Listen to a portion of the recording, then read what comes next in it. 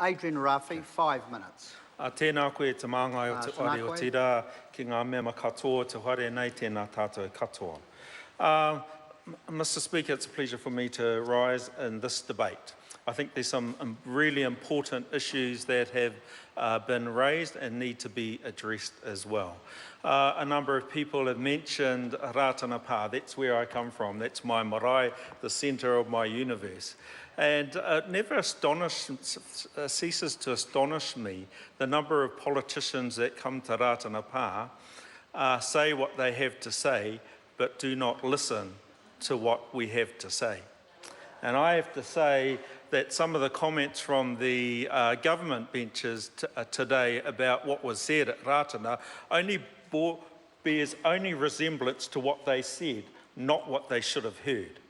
Because I endorse the words of Rāhui Papa, who spelled out quite clearly why Māori are against TPP.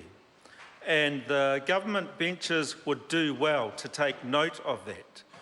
It's not every day that you get 20 to 30,000 people walking up Queen Street, and a large proportion of them were Māori. And they were expressing their disappointment with the government because we as Māori know what partnership is, sir, and I can tell you that the process that was used for so-called engagement with Māori on the TPP was sadly deficient. And that was spelt out by Rāhui Papa, and I endorse those words. He also talked about, on behalf of not only Rātana, but also the major Māori movements that were on that paipai.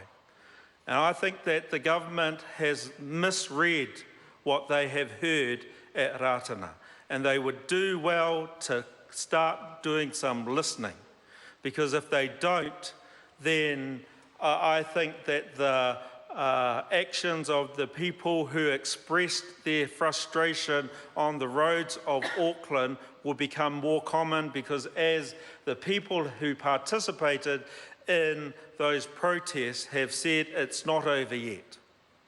And I think that that's a warning to the government, that any government that thinks their policy is so great, that this partnership deal is so wonderful, should be able to take the people of New Zealand with them. And they have failed to do that, sir.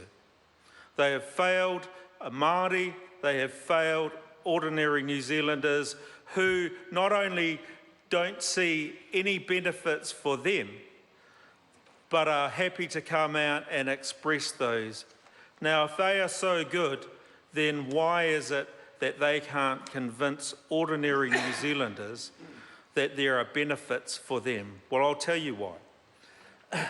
I think it's because that the ordinary people, so if we go back to, if you ask a simple question like, are you better off since a national government came into power, or are you worse off? And I can tell you, as my colleague Jenny Salesa has spelled out in her speech about poverty, that there are huge numbers of our whānau who continue not only to live in poverty, but to decrease in their spending ability at the local supermarket. And these are the things that really matter for them. Mr. Speaker, I also want to look at one of the fundamental building blocks to ending poverty, and that's education. And that's why we believe that our Working Futures Plan and 3 years of tertiary education is good for all New Zealanders. It's fair, it addresses issues like access to education, and and I personally have received a lot of good feedback from our people on this issue. And so, Mr. Speaker, I think there's some positivity coming into the future, and I'll leave it there. 2017, bring it on. Kia ora.